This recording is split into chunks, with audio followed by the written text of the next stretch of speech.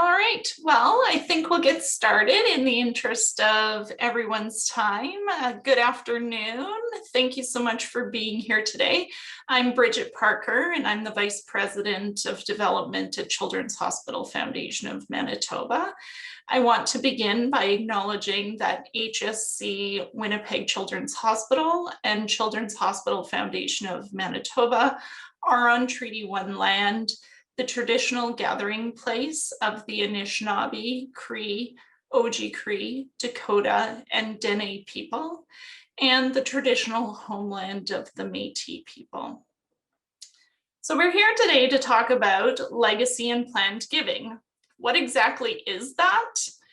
Well, it's simply a gift that you plan for now to make an impact on an organization at a later date. A future gift or a gift in your will can be set up by anybody, regardless of their income or assets. And in fact, it's often a way where folks can make their largest contribution to a charitable organization that they feel passionate about. You'll hear a little bit later from financial advisor Adam Bighill and his business colleague Michelle Connolly about the tax benefits you can gain from charitable giving in your estate plans, because no one wants to leave all their money to the government. Then Meredith McArthur, a member of the Children's Hospital Guild, will share with you why she chose to leave a gift in her will as part of her legacy of impact on sick kids in Manitoba, because Meredith has been very generously donating her time for many years to benefit kids in this province.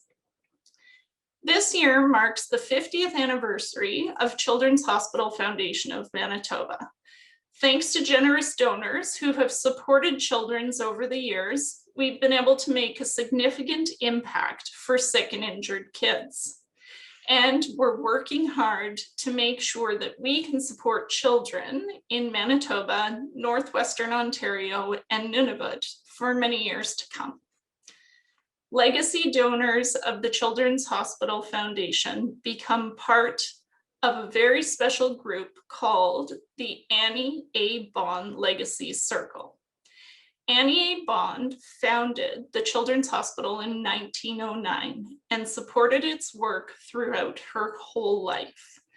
We love that donors committed to supporting the hospital well into the future get to become part of her legacy. Again, we're so appreciative of you being here today, and to say thanks, everyone will be entered into a free consultation with Adam Bighill and a very special 50th anniversary edition of Dr. Goodbear.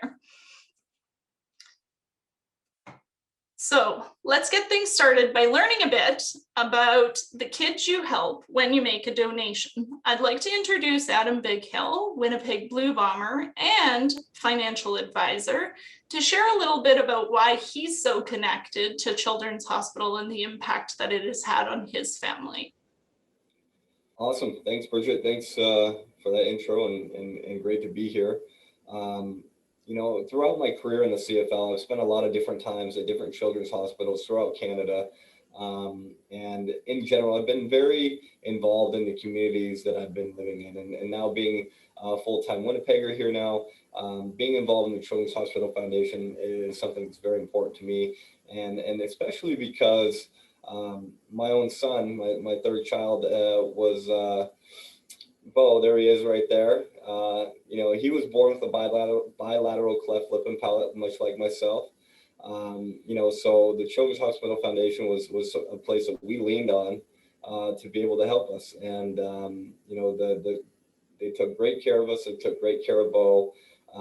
Obviously, his surgeries went very well. And really the support that is there from the beginning to end of care and things that we will be doing going forward is all there and very well organized, and this gives us peace of mind to know that he's going to be just fine.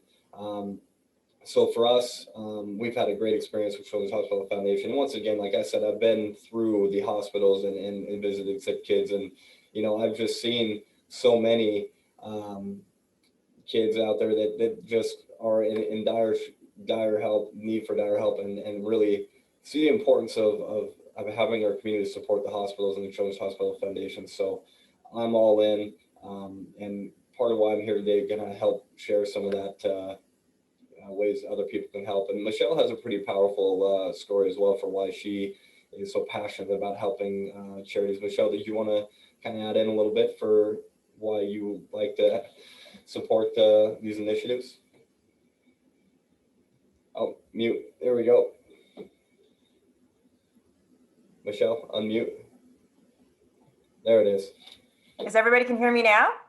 Yeah. Okay, Adam, you have to give Bo and his brother and sister a huge hug. They're absolutely adorable. Thank you. And I hope they're keeping you on your toes and in shape for the upcoming season. Oh, absolutely.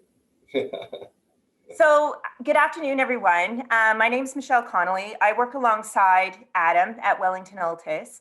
And when Adam reached out to me, 4 to 6 weeks ago and said, would you like to work alongside me? And in terms of doing this presentation for the Children's Hospital Foundation of Winnipeg, I went resoundingly, yes, sign me up. I'm right there beside you.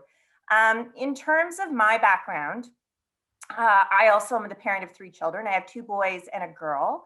And approximately 8 years ago, April 24th, 2013, our world was rocked because our daughter was diagnosed with Ewing sarcoma. Which is a bone and soft tissue cancer.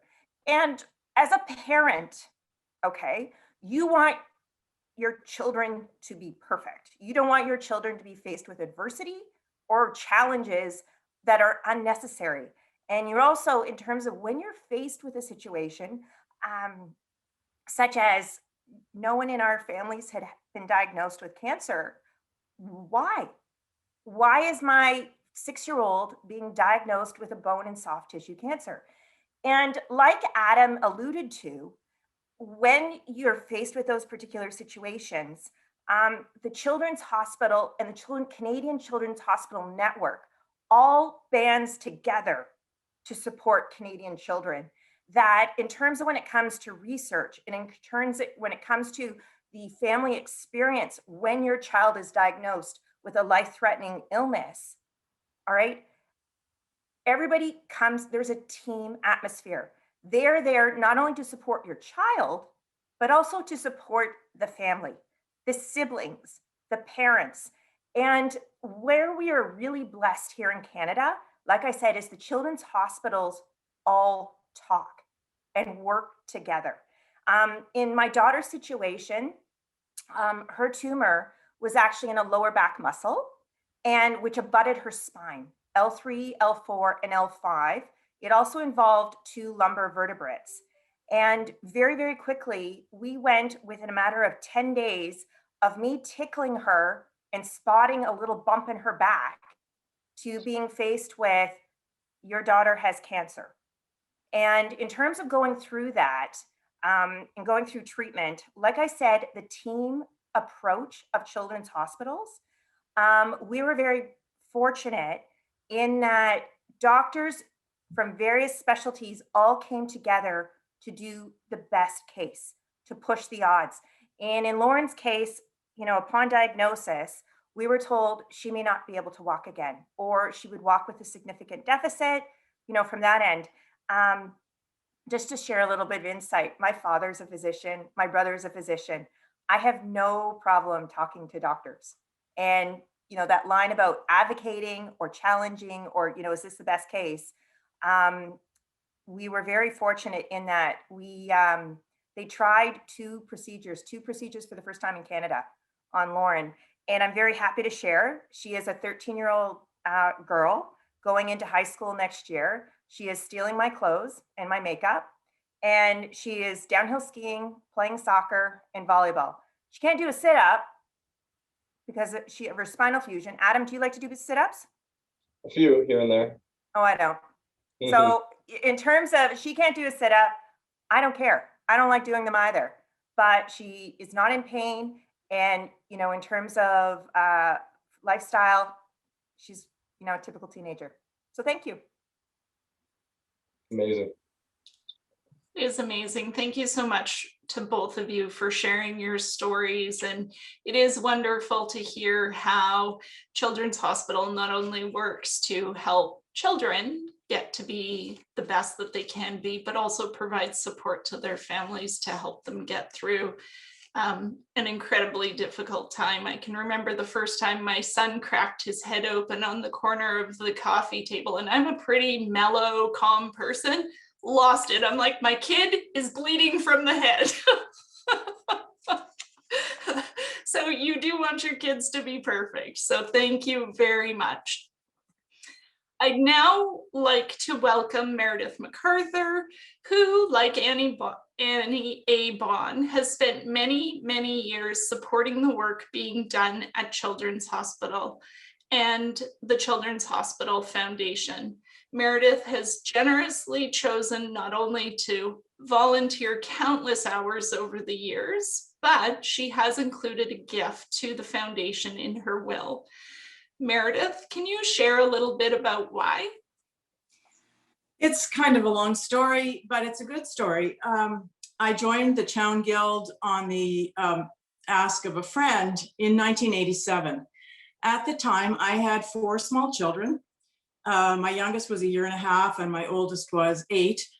And none of them had needed the Children's Hospital to that point. And so I thought, you know, this is a good cause to join. It's going to benefit me maybe at some point in the future. And if it doesn't, then I'm going to be able to help kids who do need it.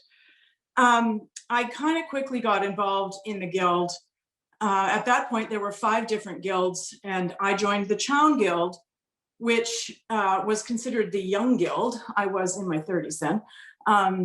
And we did mostly fundraising activities. We put on fashion shows, cocktail parties, dances, anything that we could do to raise money for the foundation. And of course, we supported the other events that the foundation put on, like the Teddy Bears Picnic and the Children's Hospital Book Market, and any other events that happened to be on the horizon. We were there. And it was really fun. I met so many wonderful people. I have benefited so much from this. I went on to chair the guild for a couple of years, and at the same time got involved in book market. After I chaired the guild for 2 years, I chaired the book market for 2 years. I also got involved as the guild liaison for the 5 guilds to the Children's Hospital Foundation Board of Directors, and really enjoyed that and felt like I was learning more than I was giving. I got to sit on committees at the research facility and help to make decisions about how that research facility was going to develop. Let me think what else I was going to tell you here. After sitting on the board of the foundation, I was asked if I was interested in chairing the board. So I did a couple of years as vice chair and went on to chair the board of the foundation for a couple of years. So I've kind of done it all. Currently, I am on the advisory committee for the foundation. I help out with the Children's Hospital gift shop when it's open, which of course it hasn't been for the past year, but we hope to reopen it in the near future. And I sit as a co-chair for the Sew for Kids group, which sews items needed in the hospital and to be sold in the gift shop. So I'm kind of a crew member now and not a captain, which is just fine with me. But because of my passion for all things Children's Hospital, my family is very well aware of my wishes for when I die, and that there should be money given to the hospital and the foundation to keep things going. My husband, Brian, is a financial planner, and we have made provisions in both of our wills to sell shares in order to avoid taxes, but that would give a donation to the foundation. We also have bought a personal life insurance policy that will be used for charitable purposes when we're gone. And those are just a couple of the ways that people can help out in terms of legacy giving. I'm sure that Adam and Michelle will tell you some other ways that will be just as useful, but we felt that for us, those were ways that we could contribute. Our kids aren't going to suffer. We have left them money too, but we wanted to make sure that we gave money to charity. It's important to give back. Thank you. Wonderful. Well, thank you so much, Meredith. You really hit the hammer on the head as the two most common ways to that people choose to leave gifts in their will to an organization. So it's wonderful that you have included both. This gift in your will means the world to sick and injured children. Over 130,000 kids need the Children's Hospital each year for so many different reasons. And we'd like to share a video right now to show you just how big of an impact you can have for these families facing some of the most difficult moments of their lives. No one ever chooses, ever decides that their child will get cancer, that their beautiful baby won't wake up someday, that a pair of young lungs will betray a child, breath by breath by breath.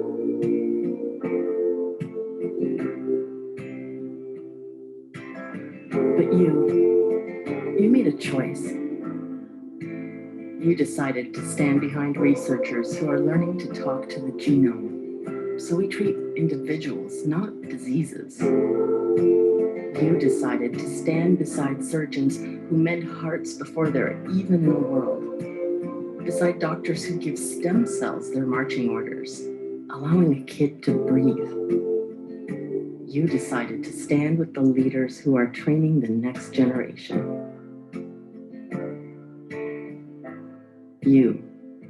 You choose to believe there's never been a better time to invest in child health than right now.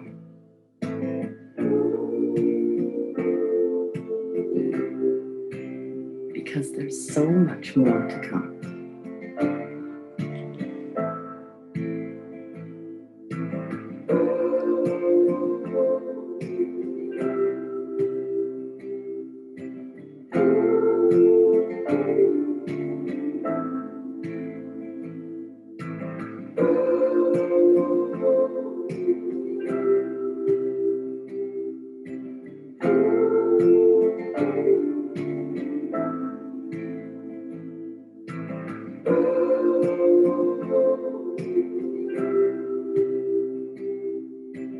I know you've seen trouble and worse you're thinking of.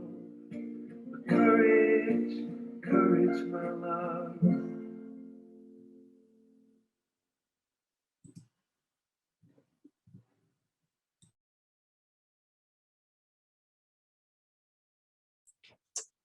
Wow, that is quite the video. I didn't cry this time, so that's a good thing.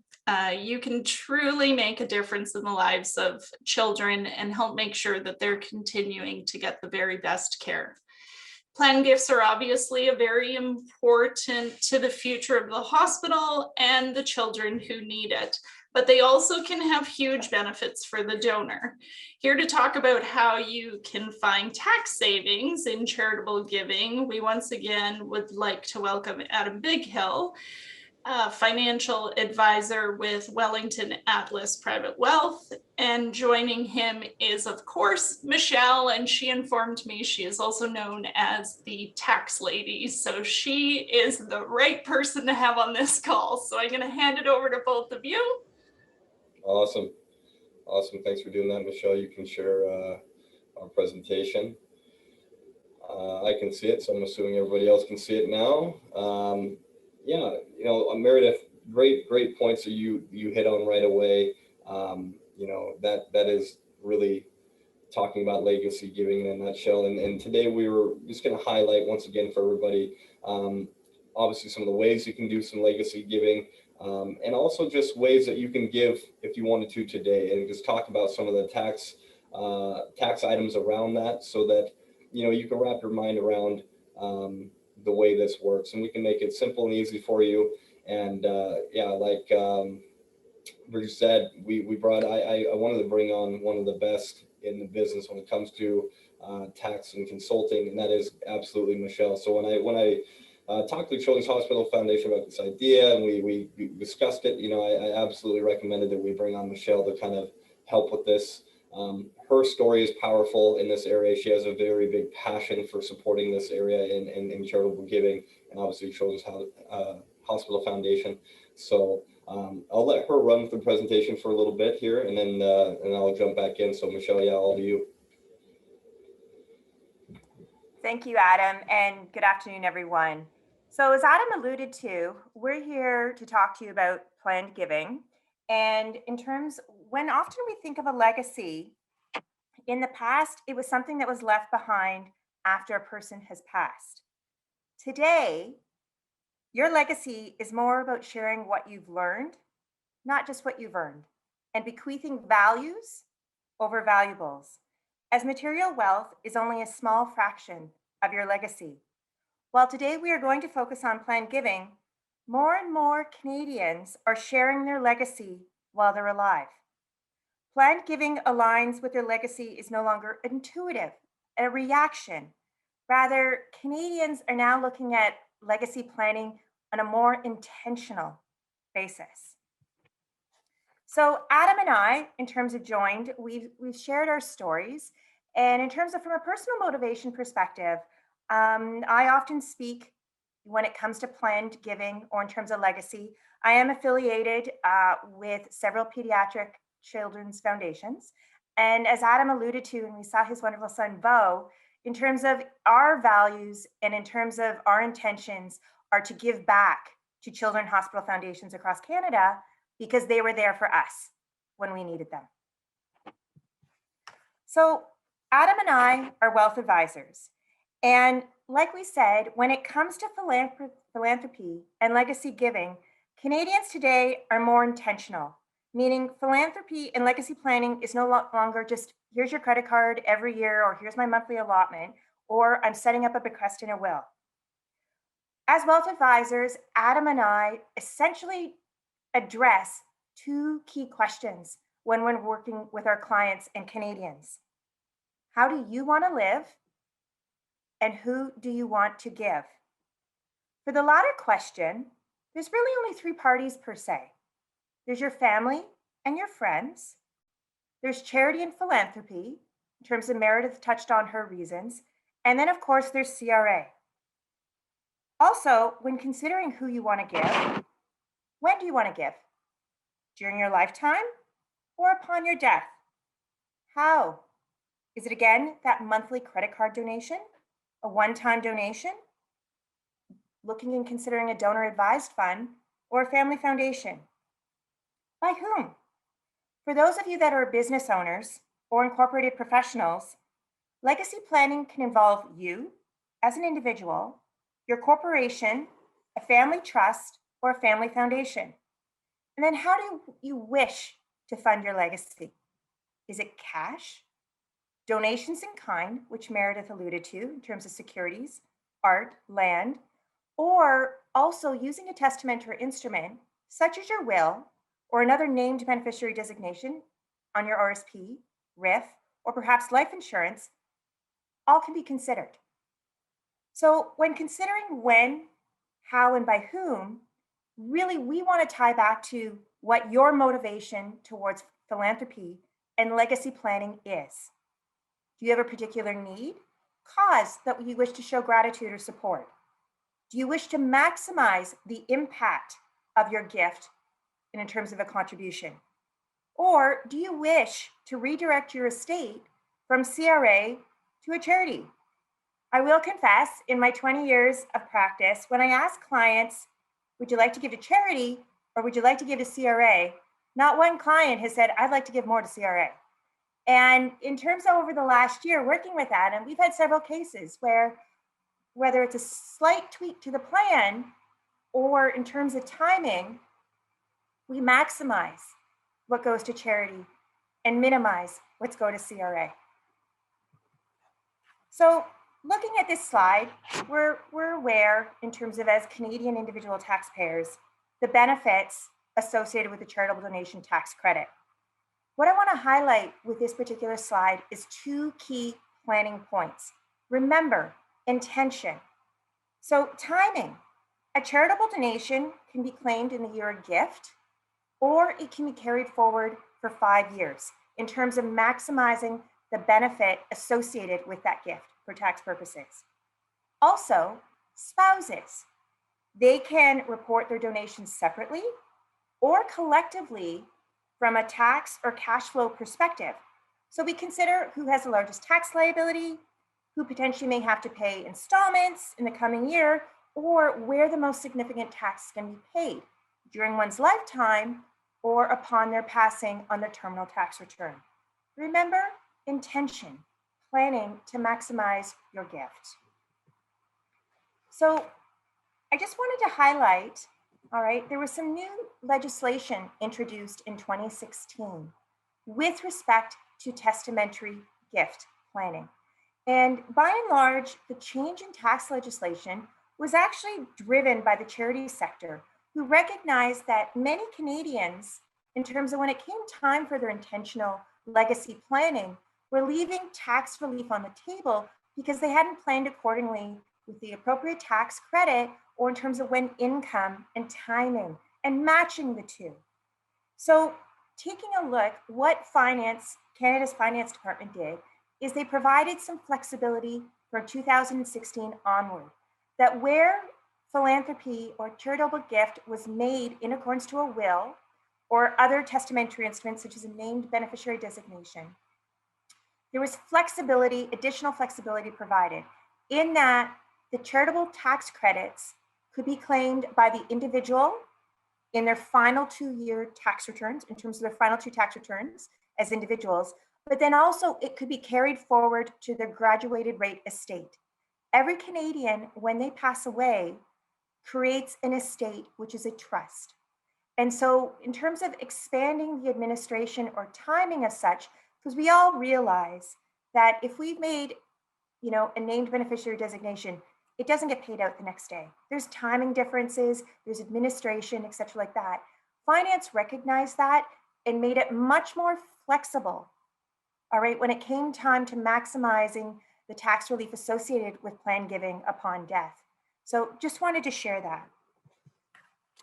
Now, when we talk about bequests made via a will or in terms of a named beneficiary designation, like I said, RSP, or in terms of RIF or life insurance, all right, I just want to touch on from your role in terms of intentional giving that there's a variety of ways that you can set this up.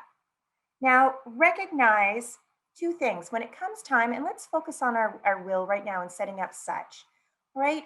We can allocate a specific dollar amount or a specific asset, such as donating a particular financial account in terms of those shares. We also, in terms of intentional giving, we can set it up to a charity and a particular fund. So in terms of often when you're given to the Canadian Cancer Foundation, or in terms of a particular health concern or hospital, you can actually take it one step further and designate it to a particular fund within that charity. You also, in terms, instead of having a set dollar amount, you can do in terms of your residual after bequests have been paid to allocate a share or perhaps a percentage. And then often, in terms of working with real estate and trust lawyers, they often touch on a common disaster clause.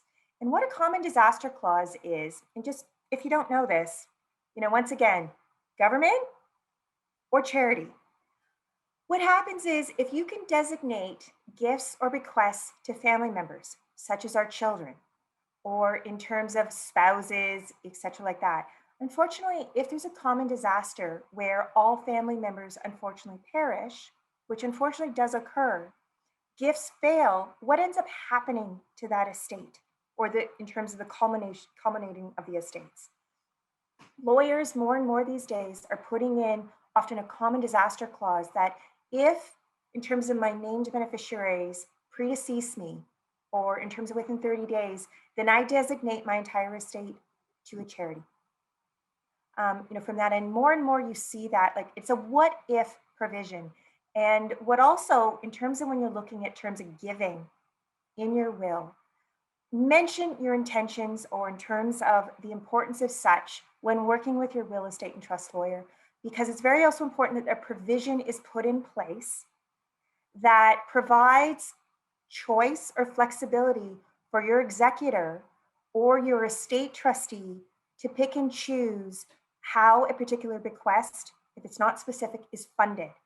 And what we're talking about here is, as Meredith again alluded to, and we'll show some numbers a little bit later, is that if you have, say, designated a bequest of $25,000, they can pick and choose how to fund, with this particular provision in your will, how that $25,000 is funded in the most tax efficient manner. But you have to be able to provide them that choice, and in terms of that guidance, that they do in fact have the authority to pick and choose. One last note, and believe it or not, is that where a charity is not named correctly, or say a charity goes through a name change, it's very important that such is reflected and updated in your will, because otherwise that planned intentional gift will likely fail and will not proceed. And therefore that it will go back into your estate and be divided in terms of the residual allocation. So what I've got up here and what I want to highlight, I put some slides. We're not going to go right into the details. I mean, everybody thinks tax is sexy, right? And numbers don't lie. But what I want to touch on here is concepts and ideas, and just in terms of awareness, how you can fund your intended legacies. All right, so let's take a look at an individual residing in Manitoba that intention is to give $25,000 to a charity. Okay, can be now or upon their death. So to fund that $25,000, let's say do they have $25,000 cash? All right, and then we take a look at the tax relief afforded or provided with that charitable donation. There's a personal tax credit. In Manitoba, it's roughly $11,600 between Manitoba and federal. So the overall cost of that donation of $25,000 is $13,400. Now, what happens, okay, we don't have $25,000 sitting in our checking account. How do we fund our intended gift? Well, we can take $25,000 worth of shares and give them the proceeds from these shares. All right, recognize that when you sell shares to fund, all right, that capital gain is realized like any other gain and is subject to tax. However, what you can also do is take those shares and actually donate them in kind, because there's a provision in Canada's Tax Act that where shares are donated in kind, the inclusion rate for the capital gain is 0%, not 50%. So here again, awareness, how do we fund that $25,000? You can see that there's a big difference in in terms of the actual cost to fund that $25,000 donation. If we donate the shares, which we would have sold anyway, the actual cost is only about $11,800. Versus if we sell the shares, give them the proceeds, also have to report the capital gain for tax purposes at 50%, well, actually it costs us $15,000. You know, there's a difference of about $3,800 just in terms of how we make arrangements to fund that donation. Now, also in terms of Meredith touched on is a donation of a life insurance policy. Now, there's actually a variety of ways that you can set this up. Now, and recognize though, in terms of, I've put up 3 potential considerations or in terms of ways that you can fund life insurance or in terms of allocate life insurance to a charity. But what I want to touch on once again is, all right, what is going to be the charitable donation that is reported for tax purposes?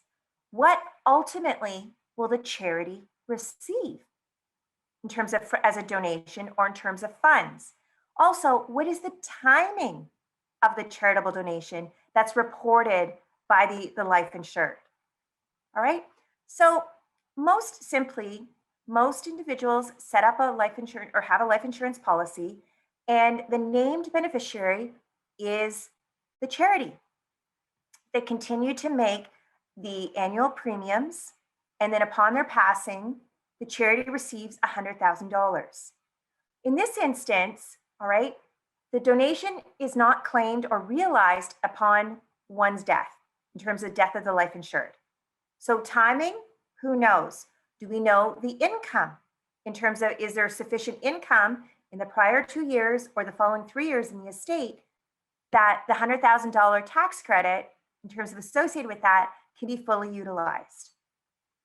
In the second instance, a Canadian sets up a new life insurance policy, all right, and names the charity.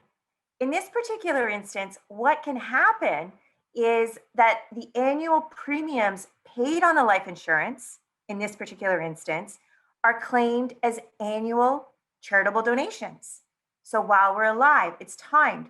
But in this instance, what happens is the charity does receive the $100,000 upon death of the life insured, but the estate doesn't get the $100,000 charitable donation. The charitable donation has been, in terms of claimed, with respect to paying the annual premiums.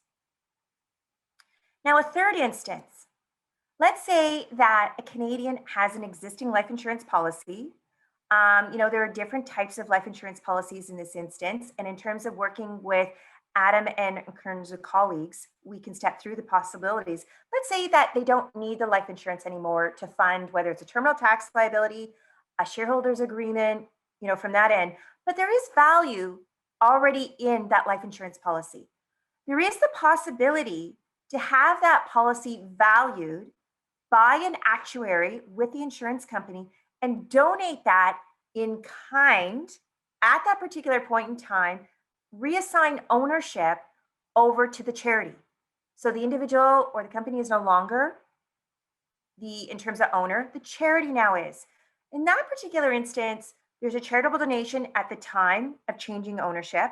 And essentially, it's in terms of the fair market value of the policy.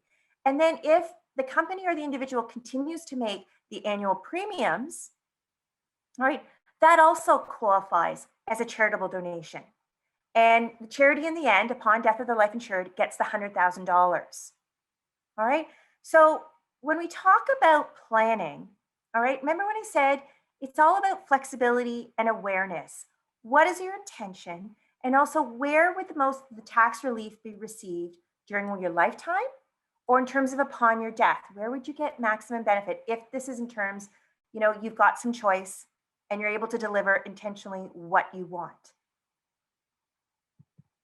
Now, but also for those of you, like I said, that are incorporated professionals or in terms of small business owners, your legacy planning is not just restricted to you as an individual. All right. There is a possibility that you could use your corporation as part of your legacy giving. And there's a couple of key points that I want to highlight here. All right. Number one, recognize that when an individual makes a charitable donation, they get a tax credit, meaning the credit is calculated and is applied against taxes otherwise owing.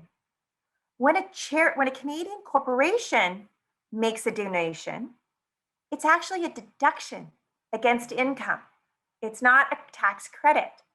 And so the reason why I'm highlighting this is if you've got, again, a scenario, all right, I can give $25,000 through my corporation and get a deduction, or I can pay myself out a salary, $25,000, use that $25,000 to actually do a personal donation. What's the difference in the tax relief afforded?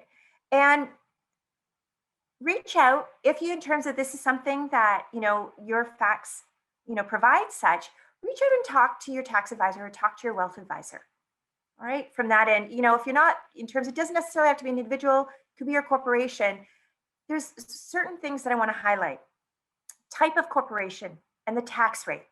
Well, if it's passive income in a holding company, or you make more than $500,000 in your corporation, the tax relief is actually more significant than in your personal hands. If you're an active business corporation and under $500,000, it actually may make sense to pay yourself additional salary and make a personal donation. You also, in terms of if you're just over the $500,000 small business deduction, well, heck, make a donation and you get down below the $500,000 and you've got, in terms of none of your income is subject to high tax rates. All right. Also recognize, and we're going to touch on that, if you donate shares in a corporation, the capital gains inclusion rate is again 0%, not 50%. And for corporations, there's a little account called the capital dividend account that actually makes it a double wow when you donate shares in kind through a corporation, in which I'm going to touch on. So taking a look, let's go back to that example that I provided earlier, where a corporation, it's decided they want to make a $25,000 donation. All right. And in this instance, they can again just simply cut a check from their checking account for $25,000. Well, in this instance, taking a look, saying that this is a passive company, a holding company, the tax relief from the donation, just in cash, is roughly $12,700. So it costs about $12,300 to actually fund that donation from the corporation. Now, what if, no, we don't have $25,000 in our checking account, but we have securities that are worth $25,000. All right, let's look at, okay, we can sell the securities and donate the proceeds, or we can donate the securities in kind. What happens? So in brief, there is a corporate account where tax preferred amounts are realized in a corporation to make it equal as if they had been earned by an individual, such as capital gains, because we know only 50% of them are tax-free. Where does that tax-free portion go in a corporation such that we can get it out into the hands of the shareholders and still have that tax-free status? It's a capital dividend account. And where shares are donated in kind, the inclusion rate is 0%. So the full 100% of the capital gain, which is not taxable, hits the capital dividend account and can be paid out tax-free to the shareholder from the corporation. So when we look at donating shares versus selling shares and donating the proceeds, there's difference of about, again, $3,800 in terms of how much it costs to fund that donation. And in addition, all right, $7,500 can be paid out tax-free from the corp to a shareholder, as opposed to only $3,750 when the shares, in fact, are sold in the corp first. Now, I recognize I'm going a little bit deeper in the numbers in this instance, but there's two key takeaways about donating in a corporation. Number one, what's the tax rate? If it's a high tax rate in Manitoba, it's a flat tax of 50.67% on passive income, interest, foreign dividends, et cetera, like that, which is higher in terms of, when you think about individual rate. The other thing is the ability to extract cash tax-free via capital dividend if you donate shares. It's a natural add-on and benefit for the shareholders. So this particular slide, I just want to highlight, if you've got a choice, you can donate personally or you can donate through your corporation. You'll see that given the Manitoba rates, both in terms of provincially and when you add on the federal level, all right, to fund $25,000 donation, and let's say you've got shares, donating through the corporation is the cheapest way to actually fund that $25,000 donation, just as a comparison.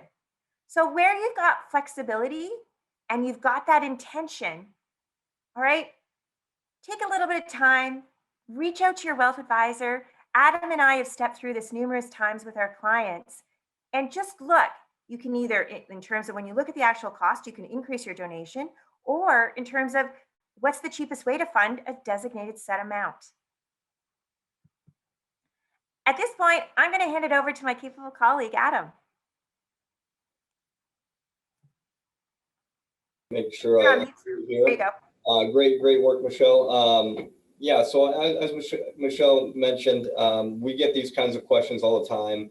What are the best ways to donate? How should we set it up? What's the most efficient way to do it? And that's what we're really here for, is to provide that guidance. Because if you're going to make a donation and you want to plan it out, we might as well do it the right ways.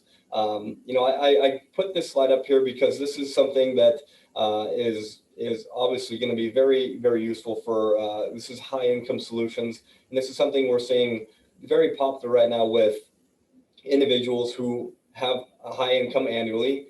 They are generally providing lots of generous donations throughout the year. it's something that a lot of clients here certainly have that on their mind. And so this is something we deal with on a pretty regular basis, and trying to optimize, once again, donations. And this is going to be optimizing funds that can go to a charity, and obviously the amount of tax that one would pay when it comes to making a donation. So I put this slide up here to kind of show what I would say a tax optimal strategy for larger donations and your standard tax application. So we kind of went through the standard tax application with Michelle through donations. Personally, you can see that on the right. So overall cost here, the idea is, you know, if we're going to give $100,000, what's the best way to do it? The normal route is going to cost around $47,000 to make that donation. So you'll get, you know, $53,000 back in the tax credit. But there are ways that we can show you that you can get 99% tax credits applied to a donation of the same amount. So if you were going to pick one or the other, which one are you going to choose? We help find clients the most efficient ways to give. And once again, this can impact how much you decide you might want to give. Maybe you can give more because we can get more tax efficiency for you. So once again, the charity can receive more money based on the fact that you're going to get more back in tax. So I bring this up just because it's something we work with clients a lot right now on, and it kind of coincides a little bit with what we're talking about in giving. So I think lastly here, Michelle, you had an example of your honorary bubby, if you wanted to pull that up real quick. I'm just going to check with Bridget. So we're about one in terms of 12:50. Do I have 5 minutes for a client's story, or in terms of how are you time-wise? You have 3.5 minutes for clients. All right, I can do it. Perfect. So in terms recently, we were meeting with a client. Unfortunately, her husband had passed away. They had been married for close to 60 years. And this particular client situation, I call her my honorary bubby because she has a heart of gold. And it's one of those situations that you meet a neighbor or someone walking down the street and you'd never guess. In terms of, like, we would talk about our favorite Winners store and where we shop. And she reached out. In terms of worked alongside her wealth advisor, and she reached out and she said, okay, Michelle, I need a new will.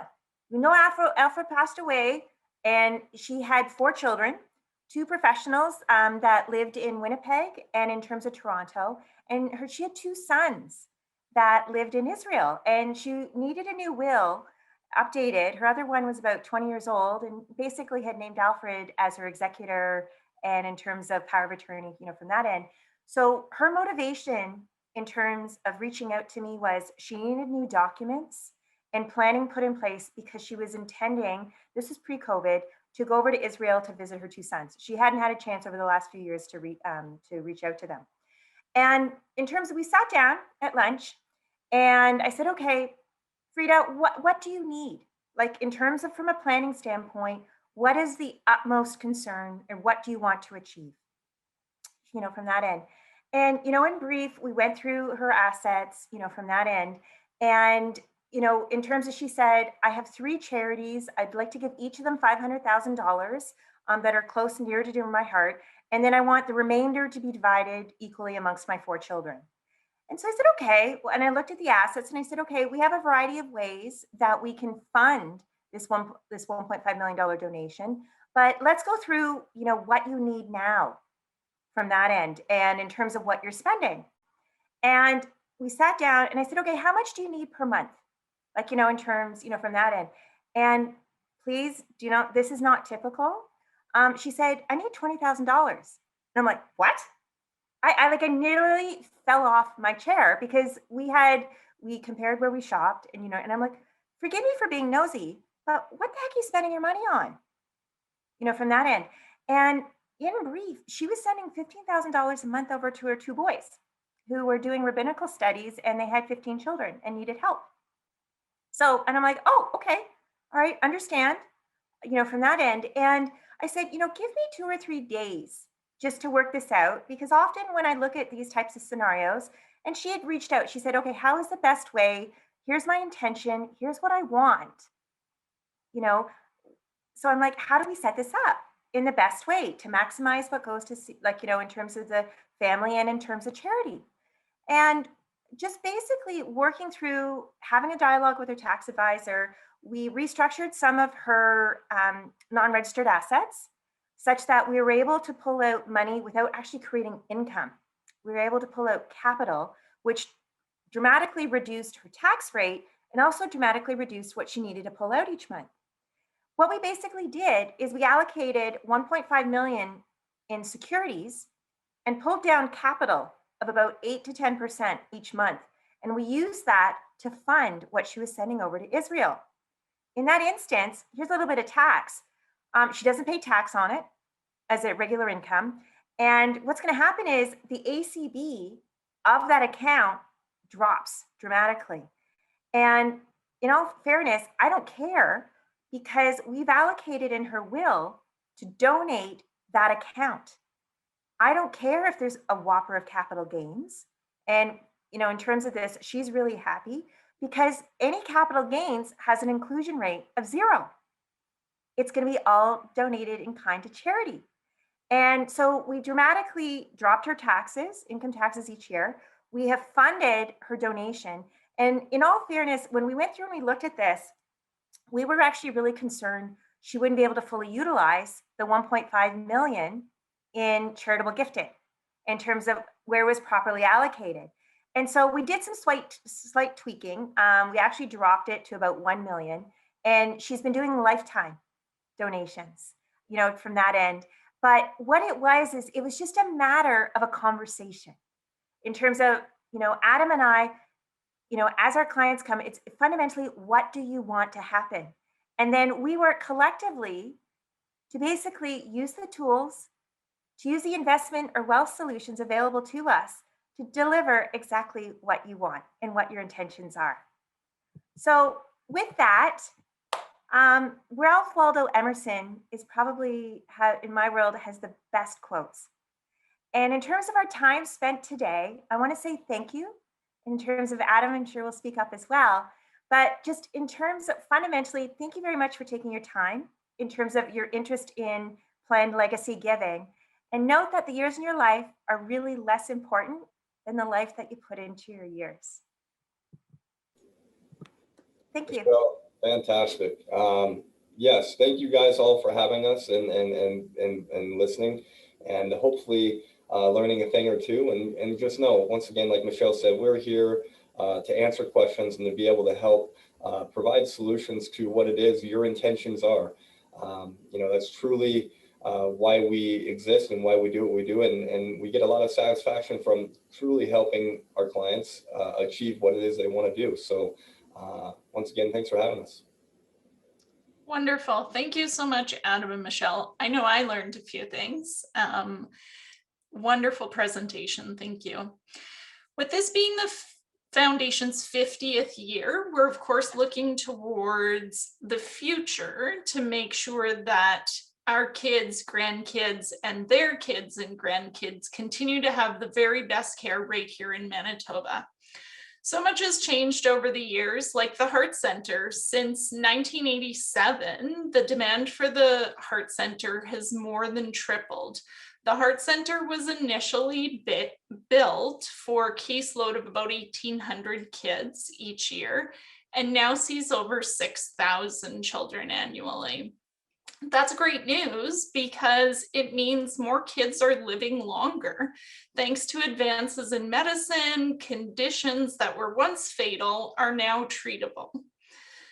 We're delighted to say that the new Heart Center, made possible by our generous donors, opened on March the 8th, so just last week, and it is smiles from ear to ear for both the staff and the patients and families who are walking into their space. It really is a wonderful achievement for our community. And it's an example of how the hospital continues to need to expand infrastructure, support new tools for clinical care, and have ongoing research to save kids' lives. This is why we're asking for your help to look forward to the next 50 years of the hospital and research center caring for kids in your community. We have a big goal for our 50th year. We'd love to achieve 50 new commitments for legacy gifts from donors like you. And they may be gifts that already exist in your will, and you just haven't let us know that you've made a commitment in your will. So we'd love to hear about it if you have, or it's something that you're interested in doing. We'd love to tell you and engage with you at this time to show with you the impact that your gift can have. It's a big goal, but we know the donors here are committed to making the futures brighter for kids who really need our help the most. And if 2020 taught us anything, it is that our community is incredibly supportive of sick kids. It was an amazing year last year, and we were a little bit concerned that donations would be down, but in fact, it was just the opposite. People really rallied together to support kids in need. So at the end of the day, you're helping kids enjoy just getting to be kids, which is the key to everything that we do. So we are going to do some follow-up with you. Lindsay Rader, who's on our team, is going to follow up with you via email. She did send you the link to the webinar yesterday, so you do have her contact information, but her email and phone number are up on the screen, and she will be sending a follow-up email to you. We also will have a recording of today's presentation. So if you wanted to rewatch bits, there was a lot of numbers, but all super important information. Or if you wanted to share it with family and friends, then you will have that available to you. And she can discuss with you the variety of options, and even we really want to help make it really easy for you. We have sample will language that we can provide that talks about how you can designate a gift to a specific area or how you can direct it just to the area of greatest need. So thank you again for learning more about legacy giving, and thank you so much to Meredith and to Adam and Michelle. We're going to do the draw now for the consultation with Adam and the Dr. Goodbear 50th anniversary. And we're not going to do it right now because we did it while Michelle and Adam were presenting. And our winner today is Lynn Richards. So Lindsay will follow up with you to provide you with all the details of your prize. And I just wanted to open it up. Are there any questions for Adam or Michelle or Meredith or myself? If you do have a question, Lynn asked, can I designate a gift? Yes, you can designate a gift to any area of the hospital or the research center that you're interested in. And that can be designated to a specific department or a specific area of research, or just to research in general. So there are lots of designation options available.